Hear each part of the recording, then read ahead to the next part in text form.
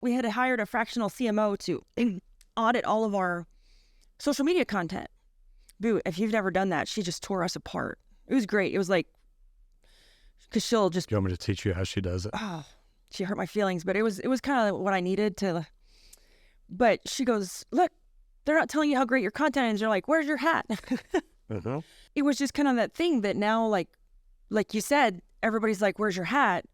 I'll wear it during the day, but if we go to dinner at night or something and I don't wear it because I put my hair up, people are like, oh, I didn't recognize you. You don't have your hat on. Tradesmen built America. Not policymakers or desk jockeys, but hardworking, blue-collared men and women. Join me, Roger Wakefield, on conversations with some of the nation's most successful skilled laborers. This is the Trade Talks. Even though you have a residential service company, you don't really work in one trade. You work in all the trades. Absolutely. Did you ever look at it like that? Like, look, I don't just have or support one trade, which really your business, you have one trade, but you've also got products that support pretty much every trade, every residential service provider, a lot of different businesses. Did you ever think when you were working with elephants, you would get to a position like this? Never in a million years. No. I did it out of necessity. What was the necessity? It was going through actually a horrible separation, and I had to find a way to be able to keep my kids and be able to control my time.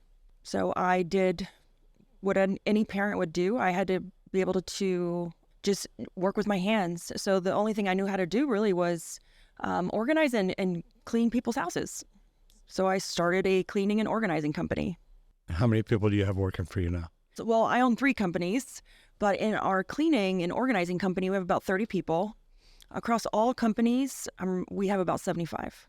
So you're kind of busy. Kind of busy. And you did this to free up your time. Yes. Has it freed up your time much? No. It has in a way. Because, I mean, look, you're able to hop on a plane, come to Dallas and say, hey, this will be fun to do. When you're at home, do you have time for your children now? Yes. And that's what you built it for. Exactly. It hasn't freed up my time, but I can work how I want and when I want and where I want. God, how amazing is that? It's absolutely amazing. Tell everybody, first of all, who you are, what you do, and then we'll go from there. So my name is Libby DeLucien, and I own a professional organizing and cleaning company in Fort Myers, Florida. And I also own 2 softwares. I own a recruiting software that I built because of the need and the struggle to recruit for my home service business. And then I also own a machine engine learning estimating tool that I partnered with DeepLawn, and it does instant quoting for consumers for websites.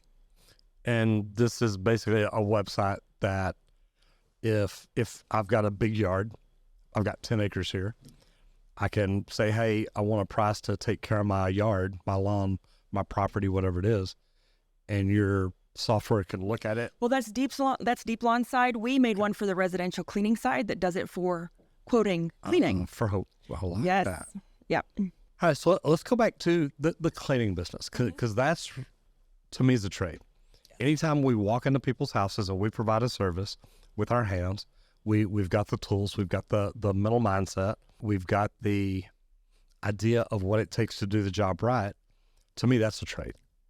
Do you agree with that? Absolutely. So you think you're in the trades business? Yes. Good. Why did you pick that one? Originally, I did it because it was a low startup. It was something I could do.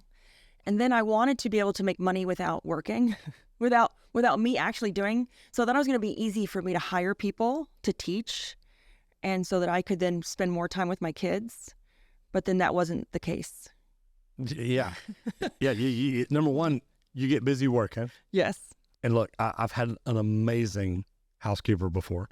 When she left to go get another job and she got out of house cleaning, she got into flight attendant work, traveled the world, loved it, thinks, oh my God, life is amazing. So I hired somebody else, pretty good, but my old housekeeper would come on and be like, yeah, she ain't doing the things I did. How hard is it to find somebody that does the job as well as you do? Actually, it's not hard at all. because what we found was, or my struggle was, we didn't have a process. We didn't have a system. So a bad system will beat a good person any day. Agree with So that. we had to create the process. So all of our cleaners, we call them technicians, they're all trained, they're all certified, and they all clean the same way. So we consider ourselves a trade or tradesman because for us, it's a highly vetted skill. But anyone can do it as long as they learn how to do it and they're taught to do it the proper way. So it's pretty easy for us to find people now because for us, the struggle was creating the process and then teaching them how to do it properly. And then from there, creating the inspections and the walkthroughs and the checklist to make sure that it was being carried out and followed through. So it wasn't a people problem as much as it was a process problem. And I think that's true for every trade. You're right. The systems and the processes, what we do each and every day, good, bad, or ugly. If a surgeon goes in to do open heart surgery and he does steps in the wrong order every time he does it or a different order, man, it'll always turn out good. No. And, one of my first coaches was Michael Gerber, and he's got a story that he tells about going in to stay at a Ritz-Carlton. And he talks about all these different things that were done. And when he woke up the next morning, he's like, look, this has been like magic. They knew what I was thinking. They made things happen. And he goes to the front desk and he talks to the manager and like, yeah, says, Mr. Johnson, who trained me, all the steps are right here in the manual. It's like, well, how do you get people to do what's in the manual? Like, well, everybody know their responsibility is this part right here. And there's people above them, beside them, below them, whatever, that all have different responsibilities too. And if we do each of these steps right, it's a perfect experience. What made you decide to come up with a process? I grew up right here in Oklahoma, just right across the border. I come from a family business. I've always been super organized. I've always been systems oriented, very strategic. Everything around me has always had to have a process. Everything has to be captured and written down. And so it was just the way my brain works. It's my go-to for everything. And so I knew that if I wanted to grow, if I wanted to scale, that I needed to have a process. So it's just inherent. And I think it's one of the things that a lot of business owners struggle with, that they have it in their head and they don't know how to get it out. They struggle with just getting it out, and they have it. It's just getting it out and getting it on a piece of paper is step one. For me, it's natural. It's kind of I would call my superpower. It's what I've been able to just create my business. I've only had the cleaning business and the organizing business for about 6 years now. The software I've had for 2.5, and then the second software only less than a year. And they're nothing but simple processes that we've captured and either hired people to carry them out or software to make them faster. So I believe that for me, that's kind of that superpower I have. And it's also my passion. I love to create them or give them to people to help them accelerate their business or their growth. But it's just my go-to because I know that that's what I need to scale. Scale the cleaning business, scale the software, scale all anything, all of it. This is how far I go. I go as far, Roger, as I have them in my own life. How, the DeLucien house. How does it operate if you come visit me? Or work with Libby, procedure, operation manual. So that you know how I operate. No, I love So that. it doesn't piss you off because I'm not the easiest person to work with. Yeah, either am I. It's the way I just inherently work. It's things, I have them captured and I have them on paper, and then they just turn into a process or a procedure. So this process, this procedure, if one of your technicians goes into a house, do they pull out this app? Do they pull out a paper? Do they go through a checklist?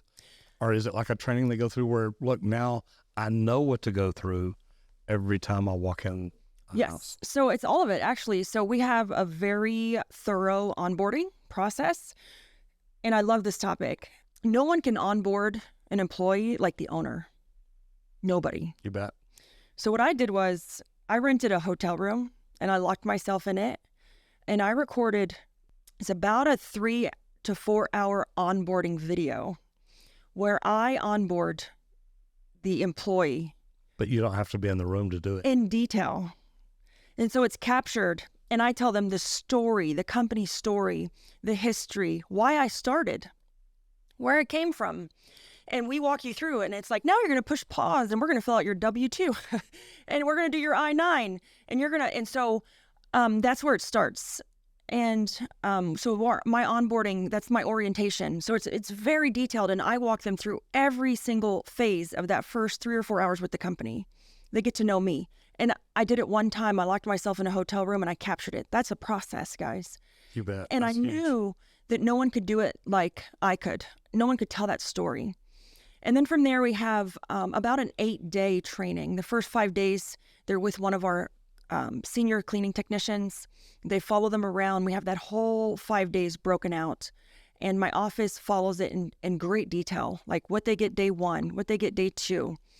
And then days 6, 7, and 8, we call it like a boot camp day, where we're going to go back and recap of maybe what they're not strong in, what they need refreshers in. So it's very, very detailed of those 8 days of what they get. But we also do have an app where I build a very detailed knowledge base of what to do what happens when I arrive at a customer's house. There's hundreds and hundreds of videos and documents to do. Like, what do I do if I get a flat tire? What do I do if the dog's loose? What do I do if I get to a customer's house and the alarm goes off? I captured absolutely everything you could ever imagine and put it into an app so that our technicians never have to question anything. They have the answer at their fingertips. And inside that app, we also have training, like how do you clean this, best practices for floors, for cleaning glass. And then we also, inside that app, have best practices for, believe it or not, how to stay healthy during the job, because they would go all day and not eat because they forgot to pack a lunch. So we even have the handbook in there so that they know how to, what the attendance policy is. And then we also have calculations for pay, because we do pay for performance or commission-based pay, so they can calculate their pay, because I know a lot of trades do job-based performance, and that can scare a lot of people away from the job if they don't understand it. So we wanted to go even deeper so that they could calculate it right at the job. Like if they didn't understand it, they can put the job Cost in, and they could get the pay right there at their fingertips. And so we did build out an app that they have right at their fingertips. They can get an answer for everything in that moment. And then at each job, we also leave a checklist of all of the work that was done. That is for the technician and also for the customer facing. It makes the customer feel better. We've thought about cutting it out because it is paper, but our customers love it. You bet. They love it. So we've kept that. So we have a very detailed onboarding for training. It's an 8-day training. We have the app as well, so it has that training in there. And then we do have checklists that are more customer facing, but still hold those technicians accountable. How long did it take you to put all that together for your entire company? If you're enjoying the Trade Talks, hit that subscribe or follow button, which helps us produce this awesome blue-collar content absolutely free. And now, back to the episode. A long time. I bet. So what it took from me was, and this is where I think a lot of us fail in this home service and trade space, is I had to let shit burn. And I'm not sure if I'm allowed to cuss here. You're fine. Okay. I think we get too wrapped up in just... I'm a plumber, so that's really a technical term. Okay. You're good. I had to let the solid waste burn. There you go. I had to let it burn and be okay with it without just being reactive, constantly putting out fires. I just had to be okay with it and go away and, like I said, get a hotel room and lock myself and create this stuff and capture it and be okay with not being there to deal with a complaint or lose a customer or get a bad review, so that I could get these things documented for the long haul, for long-term investment, for the long, for my time freedom to get it back, and also for our employees. They needed these documents, because how could I get upset with an employee if we didn't even have things documented that they know what a bad job was compared to a good job? You bet. I took that sacrifice, those weekends and not being in the office, and not answering phones or supporting my office team, just saying, I have to go do these things. This is more important than me showing up every day. My mind's running because I know so many trades companies that hire a plumber today. He's in a truck tomorrow. He's got a price guide that he'll figure out along the way. They don't onboard properly.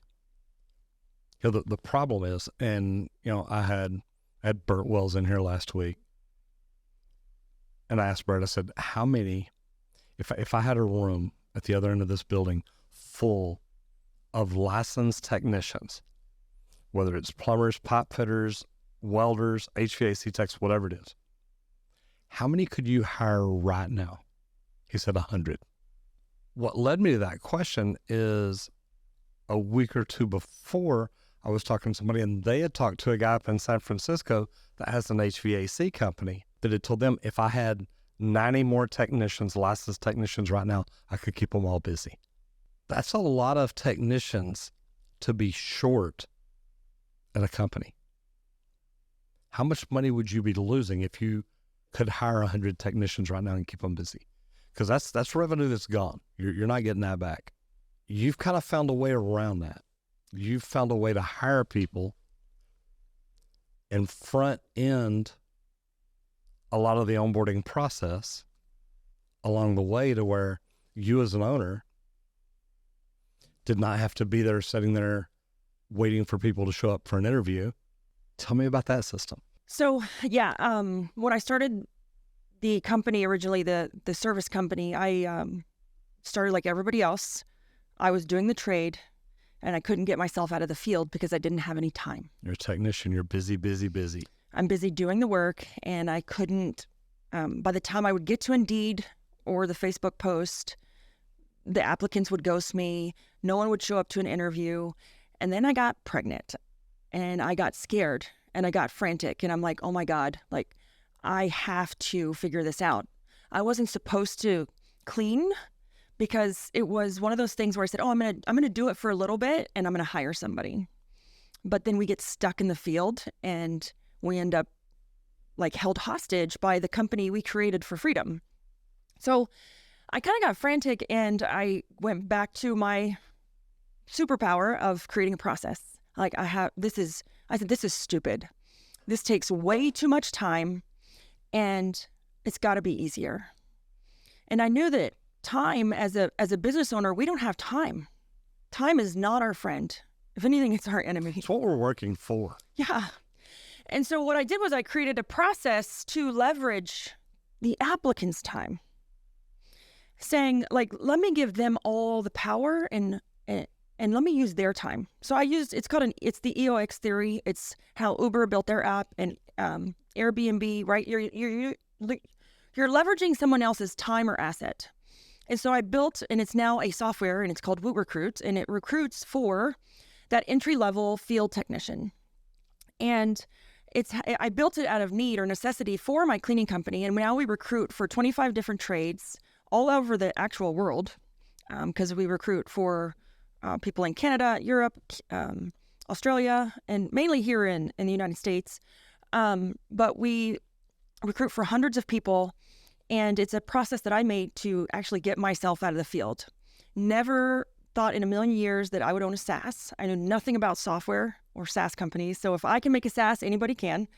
But it's been an amazing ride and an amazing adventure.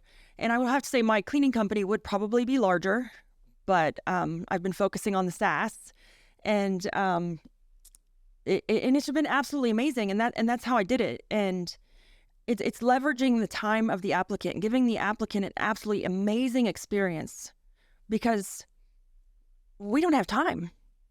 And so it's a proven process that hundreds of companies use now to staff their companies. And it's proven because, one, it was made by a service company owner for service company owners, and it works to this day.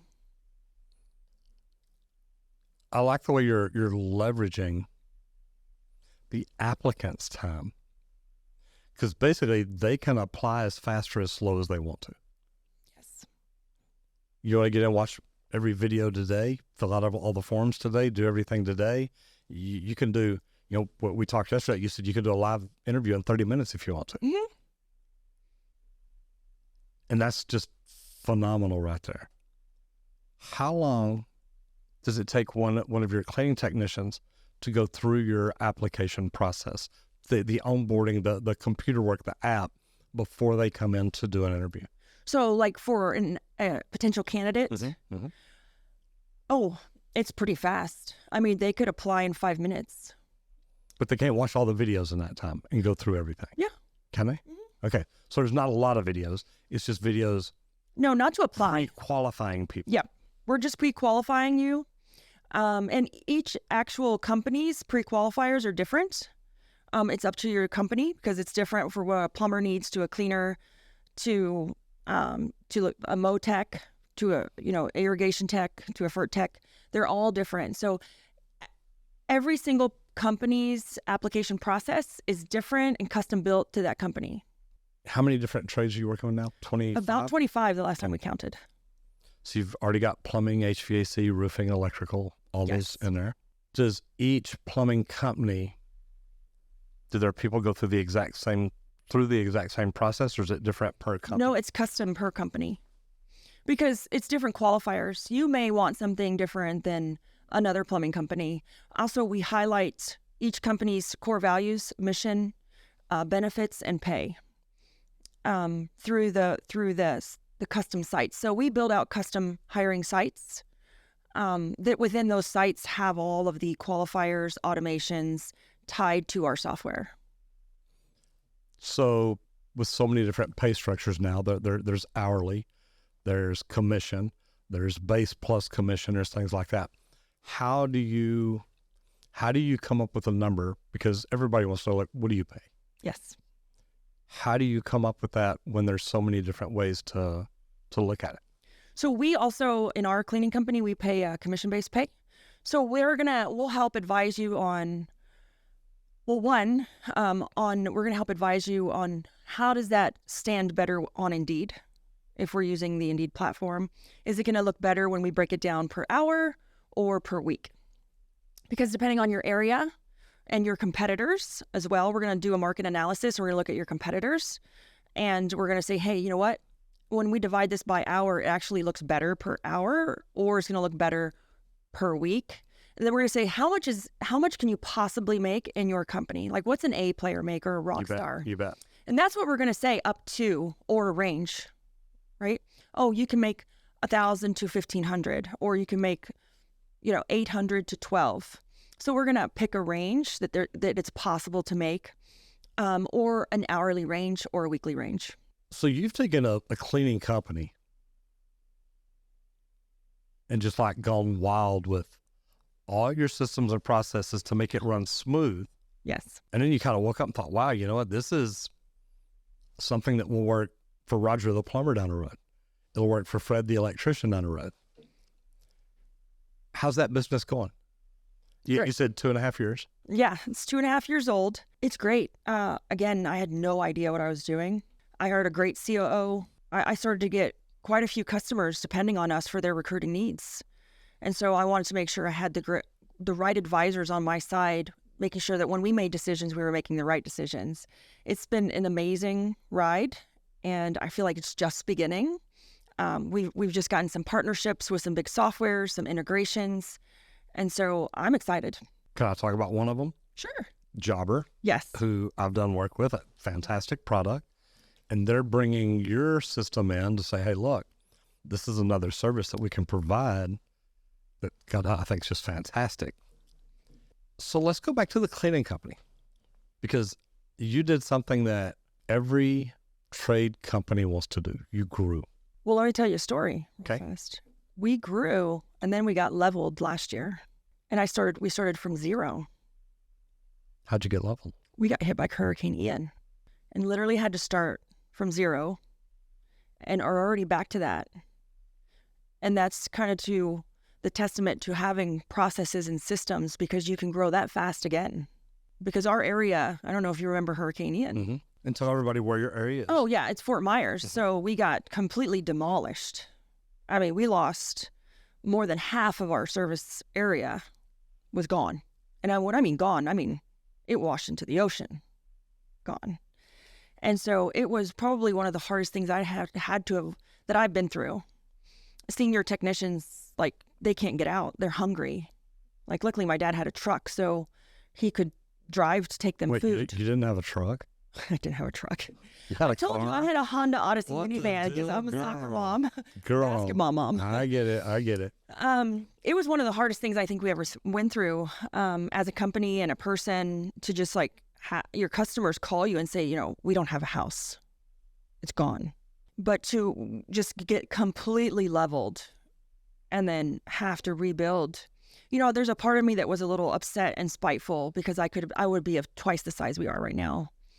But it kind of makes you slow down because you were growing so fast that the wheels were starting to shake, to say like, hey, let's just refocus and regroup. Now I'm kind of thankful for it because we're more stable, and actually we said, let's focus on our systems. What a great way to do it. It was a great way to do it. We're going to rebuild it. Let's rebuild it right. Yes. Let's rebuild it perfect. Mm-hmm. In what?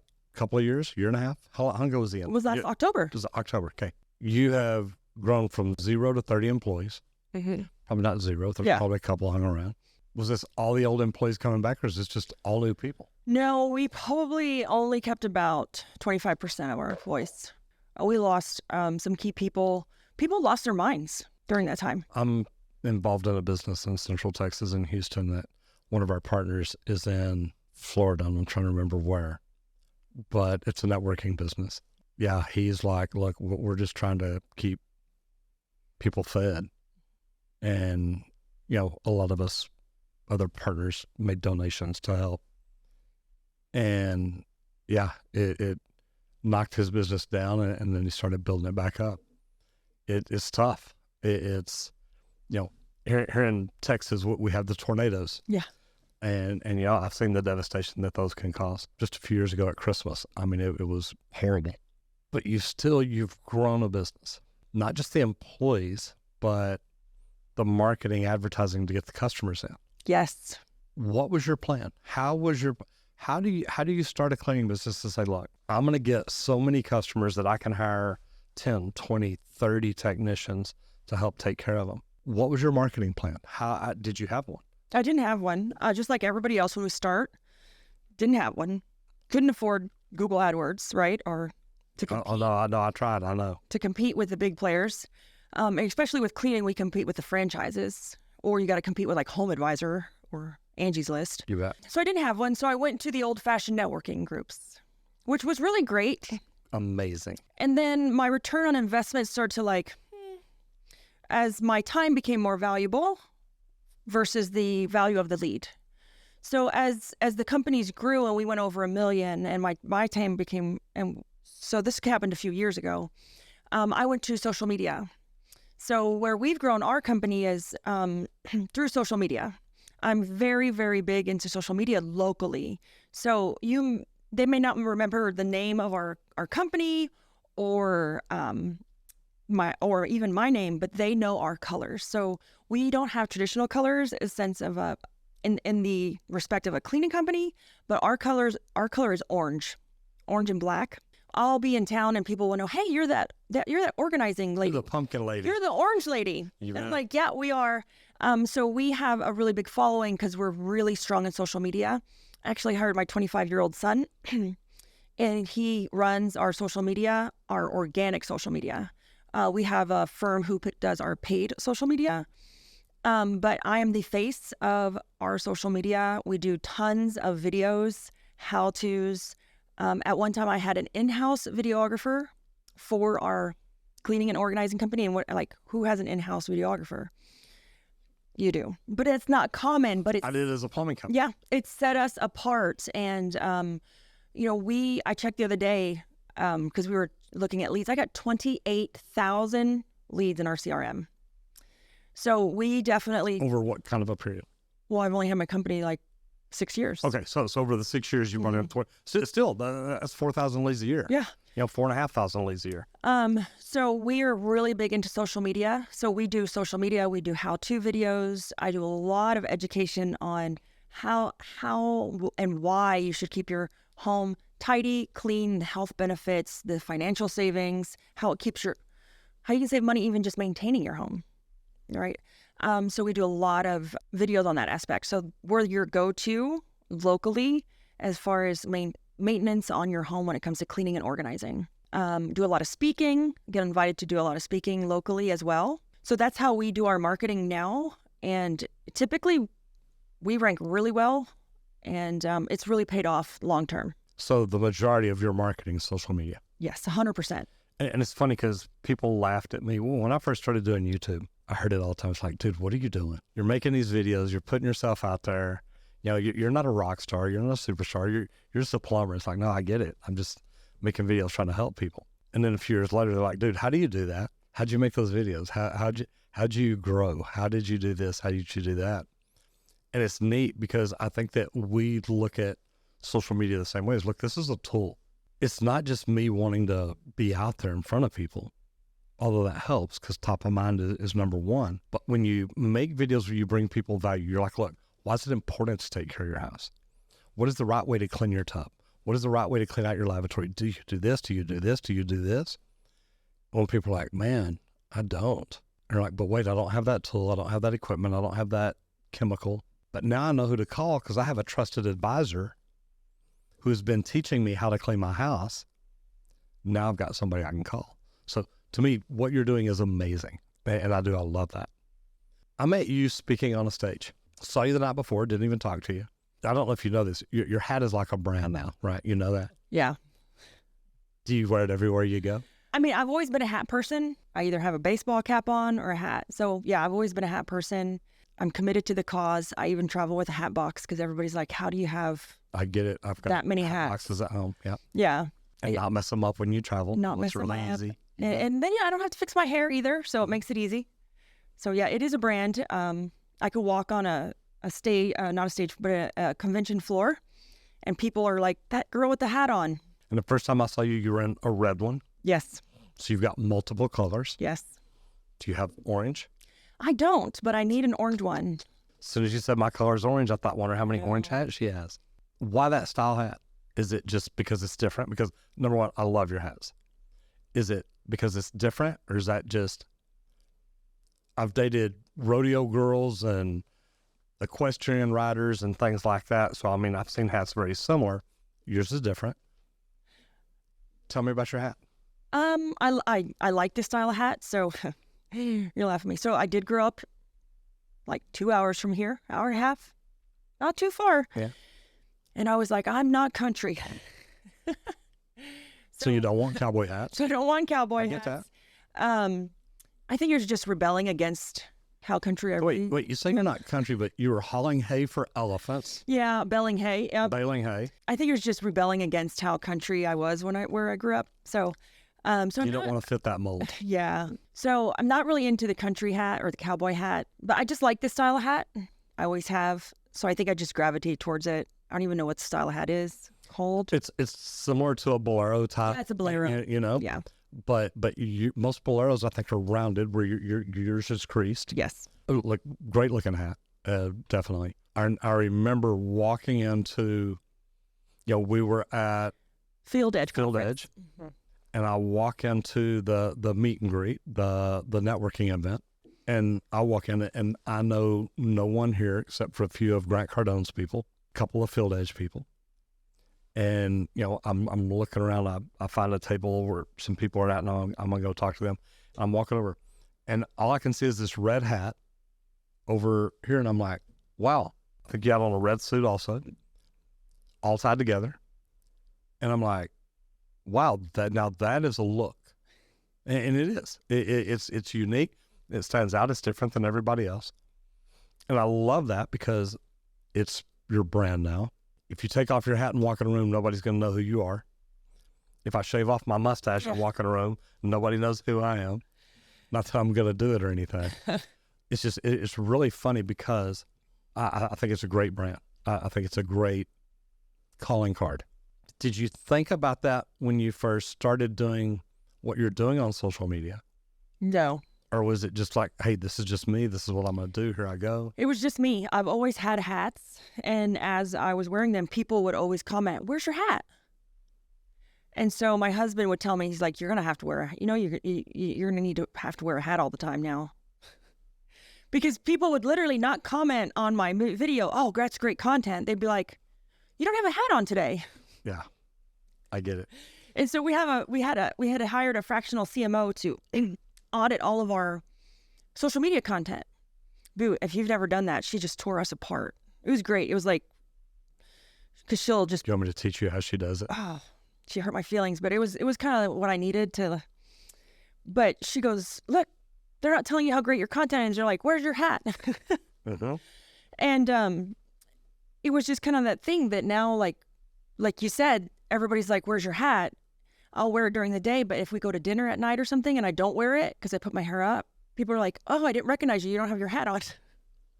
So it's kind of turned into the, oh, I better put a hat on. Absolutely. Yeah. But that's good. It is because, and you know it. So it's like, hey, look, if I don't want to be recognized, I can put on a dress, put my hair up, walk in. People are like, oh my God, I know you from somewhere. Don't know where. Yeah, and you just smile and laugh and all that. So I get that. Every company wants to create systems and processes. Yes. If they don't, they should. 100%. You know, I had the same business partner that's down in Florida. You ever heard of Master Networks in Florida? Yeah. Okay. Bill Utnich. He was the regional partner down there. I think I know that. It probably do. I was at a networking, or I was at a rep meeting with him, and he's talking. He said, you know, one thing I learned is anytime you do anything more than once, create a process. And you've done it. I mean, you're like, hey, look, here's what we can create. Here's our systems. Here's our processes. Here's what we create. A lot of entrepreneurs want to do that for themselves, but you jumped way outside the freaking box. Yes. This is something that every residential service company in the world could use. How do you go about building a SaaS product? You said you hired a SaaS coach. Yes. Okay. And it's software as a service, right? Mm-hmm. I've met one of the great SaaS company founders, Alex Stern, who founded Constant Contact. They help design SaaS. How do we build a product and get a recurring monthly revenue, which are big words, y'all. How do we create this and build this? And he built this product, which those of y'all don't know, Constant Contact is a CRM. And then they sold it for like $1.3 billion cash, meaning there was no buyout, no monthly payments, no. So what makes a cleaning company owner who's good at coming up with systems and processes, who understands how to come up with them for her company, what makes her say, I can build an app, I can build a SaaS product, I can build something that every residential trade company, believe it or not, needs, whether they know it or not? That's a loaded question. I know. I know. I ask loaded questions. So, you know, I have the app that the cleaners use for like the how-tos, the SOPs, the training. That has never been sold. That is proprietary to my company. And I think that has hundreds and hundreds of videos and documents inside of it, right? Then I have the SaaS that I built for recruiting, right? Those are two different things.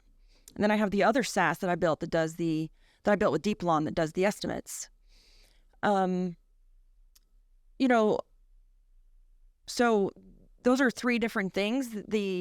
Where I want to start with this is you can't make anything, you can't make a SaaS until you have a process. And when somebody messes up, say like you were supposed to do the walkthrough and you forgot to check off that you checked the oil in the truck. It's our fault. And you blew the engine and the motor. You bet. And it's your fault. Instead of blaming Roger, you should ask yourself, what system or process could I put in place so that doesn't happen again?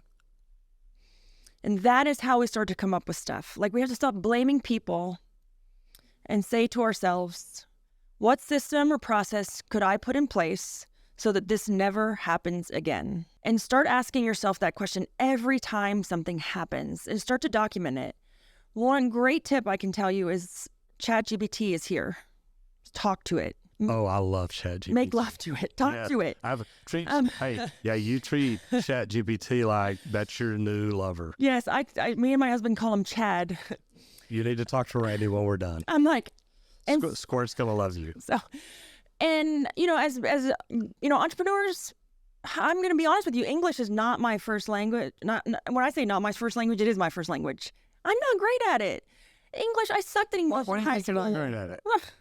No, I'm saying I sucked at it in school. Okay, so did every white, Hispanic, Indian, black person that speaks English as a primary language. I know. Sucked at English during school. I But I promise. think that's what scares us from sitting down and writing something. Okay. So use ChatGPT, voice text it, talk to it, right? And talk to it like it's your employee. Yeah. Talk to it like it's your best friend. I'm dealing with some of the top Google SEO minds in the world right now. And when you see them enter prompts, it's like, hey, Chad, look, I love this, but I really like you to get a little deeper, be harsh with me. Talk to it, capture it, and think to yourself, what system or process could we put in place so this never happens again? And use tools like ChatGPT to help you capture it. So once you capture something like that, that becomes a process, right? And then once you have a process, you can use software or technology to then create a system to automate it. And then that's when we're going to get into like, you can use, I'm going to use big words right now. You can use low code, no code platforms, things like Bubble or white labels to then say, hey, I have my system. I can use these things over here to create, I have a process. I can use these things over here to create a system where I'm going to then put them together and see if this works in my company. And then if it works in my company. Now, do you know how much value you just gave away to entrepreneurs? You do. I can tell by the look on your face. How many of them are going to do what you just said? Very few. Yeah, like none but one. Because this is so valuable because these are things that people need because you just created a system that is actually needed versus some coder that sits in his room creating a software that he thinks is valuable to the trades versus a gap that we really have. That's why systems that are created or processes or SaaSes that are created by real trades people are successful because we filled a real gap. Mm-hmm. So ask yourself, what system or process can I create so this never happens again instead of blaming the employee? Use technology like ChatGPT to help you write it. Then go and use technology, white labels, Trellos, Asanas, or low-code, no-code platforms to help you automate it. And then that becomes a version of a SaaS product that you can implement in your own company. And if it works great, then ask your friends, hey, try this for me. Tell me how you like it. And that's how we created the recruiting platform. And then once your friend says, holy crap, this is amazing, then you know you got yourself something. You bet. Yes. I love that. And it's not hard at all. And now you know you're filling a real gap and a real need. And it's not some theory that you spun off. You're filling a real gap. And then you know that will sell because it's filling a real gap and a real need. You're going to love this. I have a training that I teach, and it's called The Playbook. And I essentially taught people how to write processes and procedures for their companies because that's my real passion. And then here's... Is that a course you sell? Is it a book you sell? I gave it away for like, I teach it. I taught it in stage in Vegas, and then I do it on Zoom as well. And then here comes ChatGPT. Okay, so me and you need to talk because you need to put that together as a course. Uh-huh. I don't care if it's $7, if it's $700. Well, ChatGPT came along, and I said, God damn it, I spent hours creating my processes and systems. This thing can do it in 30 seconds. Yeah. But I have the prompts, guys, the prompts that you just have to fill in your industry, your framework, your CRM, and it will build you every SOP for your company by department in seconds. It's amazing. How much college do you have? None. Yeah, most tradespeople don't. No. And I like the way you answer that. It starts with a laugh. None. I did really, really well in high school because, and for my tradespeople out there or any entrepreneurs, there's this great book called the EPT, the Entrepreneur Personality Type. Mm-hmm. You read it and it will make your mind explode. It's a tiny, tiny little book, but it says you either learn to gamify the system or you failed at the system. And that system was school. And I did really, really well in school because I learned to gamify the system. I learned how to... So when did you read this book? Back when you were in school? No, I just read it this year. Okay. It's, So that's why you did good at school, because you learned this on your own. Yeah. And, you know, he put things in perspective, like why you did well in school or struggled, or even why we struggle now as adults. Mm-hmm. Mm-hmm. So do you gamify life now? Oh, yeah. Keeps it from getting tough, doesn't it? Yeah. Keeps it from getting sad. Keeps it from getting overwhelming. Mm-hmm. It's just like, people ask me all the time, how are you doing? What are you doing? Anything like that. And I'm telling them, look, I'm living the most amazing life I could have ever imagined. I think I said that on stage that day. And look, my life ain't perfect. My life is jacked up. I have Dan Martell is my coach. And he has this saying that, everyone's talking about a legacy and like wanting to build this thing I don't have to work. And he has this saying, and I love it. He's like, my legacy, my version of a legacy is to build a life, to build a career or a life that I never want to retire from. I teach entrepreneurs that when they're building a business, and I may have said this on that stage that day too, build a business you don't want to sell. Build a business that you're like, look, I love this. I could get up and do this every day the rest of my life. Because if you don't want to sell it, when somebody comes and says, hey, I want to buy your business, well, that multiplier is about twice what you think it is. Mm-hmm. Because I really don't want to let it go. And if they really want it bad enough, they're going to say, okay, I'll pay you twice what it's worth then. And then you're like, okay, now really do I want to sell it or not? And imagine that if we all built businesses, I'm not going to say run themselves because they never completely run themselves. And everybody thinks, well, I'm going to build it where it just runs itself. I'll just call and check once a month and, hey, what are my numbers? 4-hour work week book. Yeah. Well, if you read it, he really didn't work a 4-hour work week. But most people never read it. They just look at the camera and think, wow, I could never do that. And then they don't read it. I could never do that. It'll never happen. Okay. Number one, you've got to have a mindset, which you do.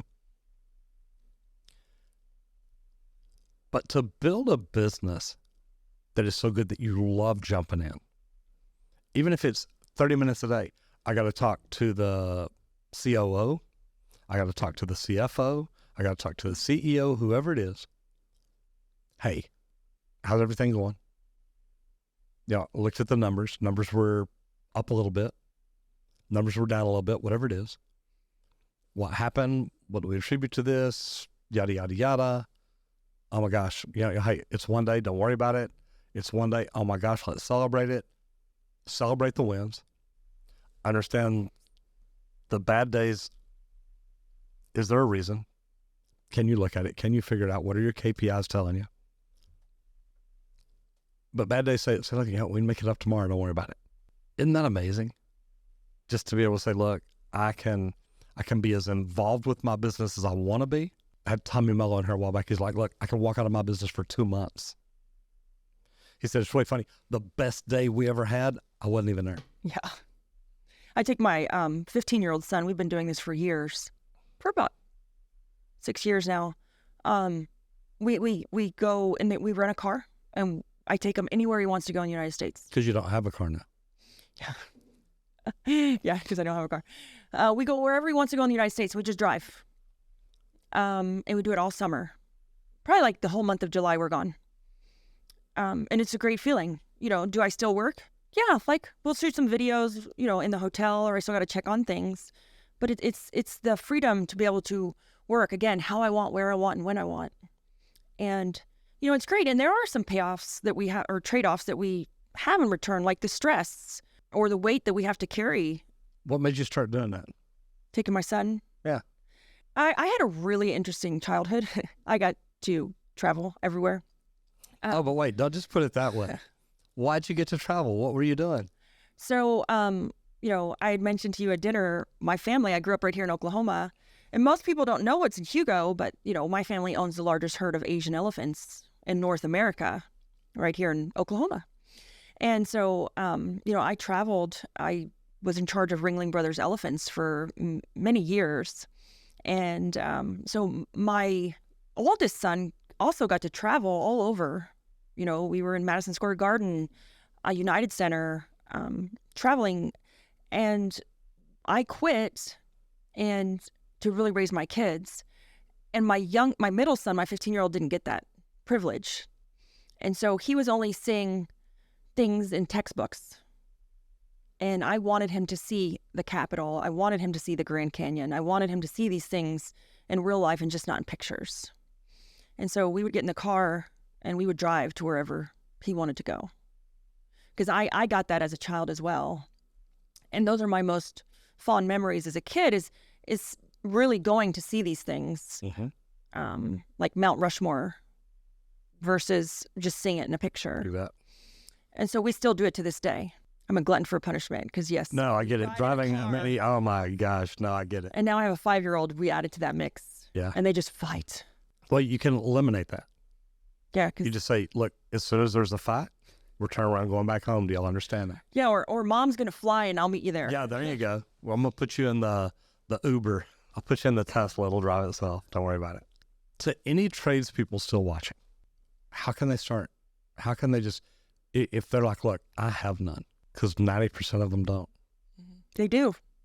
They're in their head. Yeah.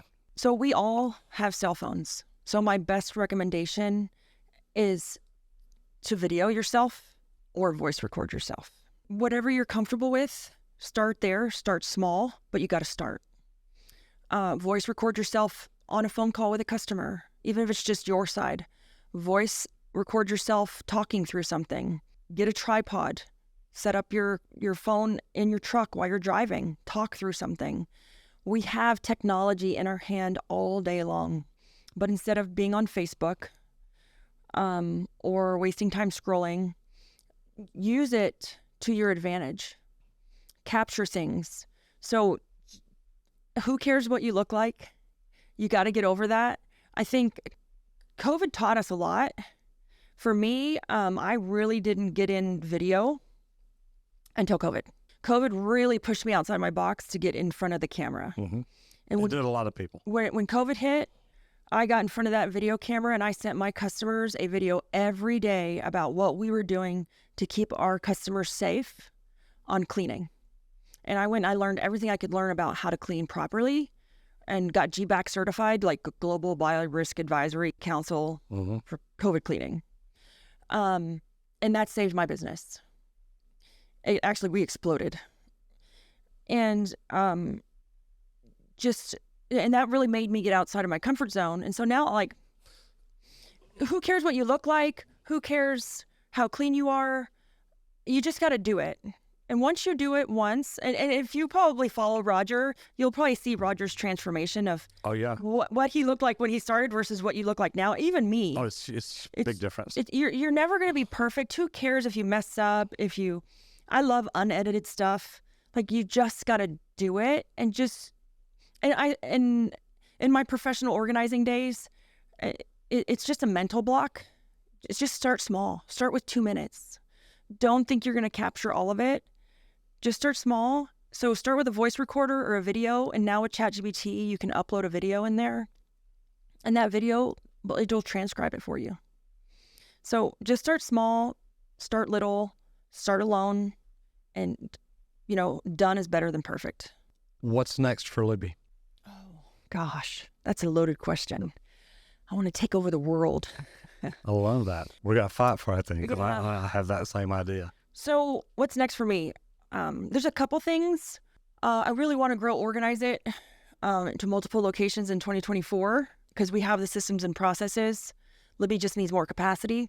But my real passion, honestly, and this is probably going to take longer than 2024, is I really want to be that person in this trade space for recruiting. I want to solve this recruiting issue, and I want to go up against Indeed.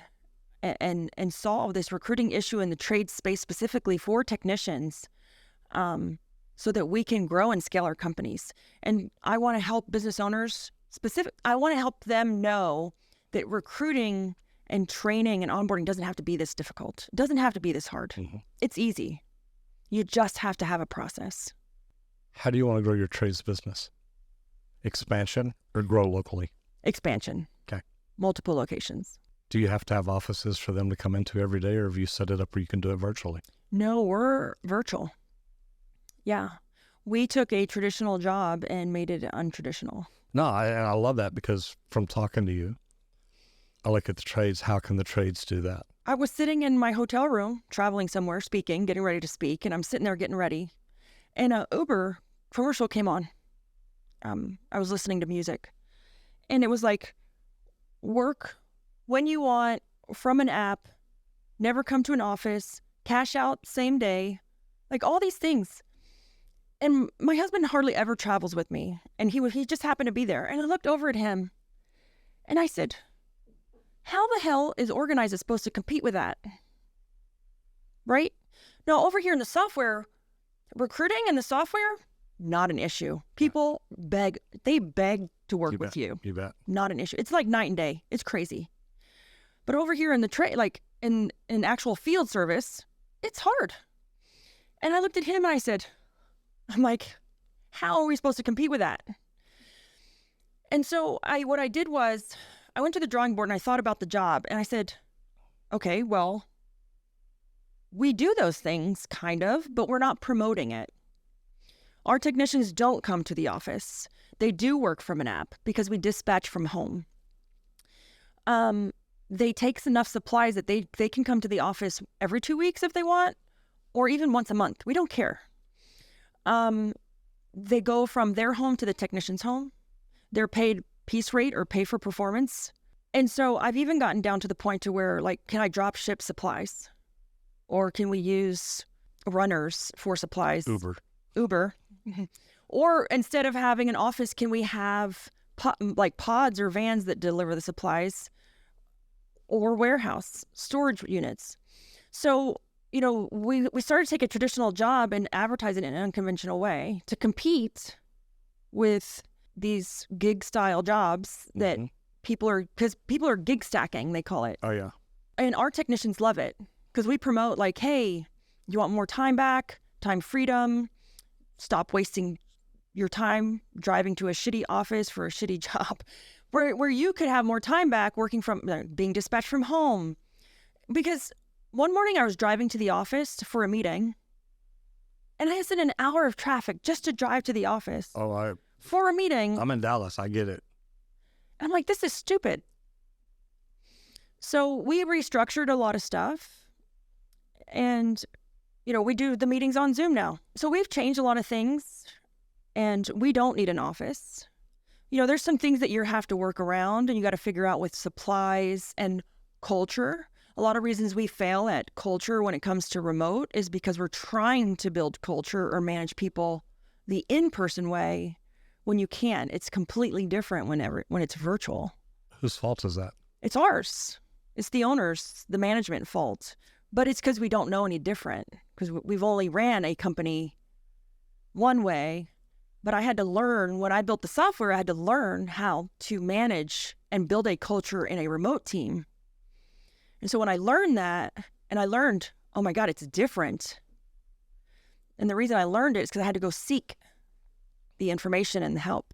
I think one thing that makes me just a little bit different is when I have to do something, I don't just try to do it.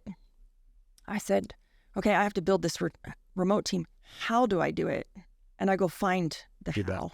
I don't just say, let me take what I know and go do it.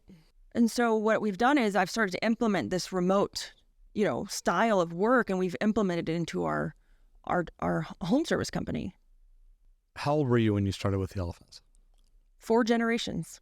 No, how old were you? I was a child. How old are you now? I don't know. 13, 14, 12? When did you start? What age did you walk out the door where you had a real job with the elephants and you had to show up every day? Oh, probably like 8. Okay. If Libby could go back now to the day that little Libby is walking out the door She's headed out to work with the elephants. If you could be standing there when she walks out, what advice would you give her? Don't take life too seriously. My systems and processes and organized background kept me stuck for a long time because I needed everything perfect. And invest in yourself. You know, I didn't start to invest in myself with coaches until I started the cleaning company. I hired Debbie Sardone as a coach. She coaches in the cleaning space. And I was in my late 30s when I started that. And then I saw what that did and how it 10x's your results. And from there, it's been ever changing. I didn't hire my first coach till after I was 50. And so I try to tell my 15-year-old that now and my 25-year-old that, like, you know, we talked about this last night, college. You know, I tell my little Libby self that now, and my parents didn't know any different. My dad I don't even think he went to middle school. You know, he's from Mexico and my mom's right here from Oklahoma. They were always, you grow up, you go to school, you go to college, it's all they knew. I didn't. And now with how exponential education is at our fingertips, I think that there's so much more out there as far as resources, depending on what you want to do. I told my son, look at Roger. He just started like 5 years ago. I said, you're 15. You could be Roger at 20. You bet. And you don't need to go to college for that. And he already knows more about YouTube than I did. When I started, I didn't even know what YouTube was. Yeah. I thought the guy who said it was a search engine and all that was nuts. I thought he's stupid. He don't know anything about YouTube. YouTube's just where I store my videos. So whenever I speak on stages, I explain to people, look, any of y'all can do this. A lot of y'all have degrees in marketing and advertising, and I'm just a plumber. Look what I figured out. It works. Absolutely. Libby, this has been fun. Thank you so much. Thank you for having me. Absolutely.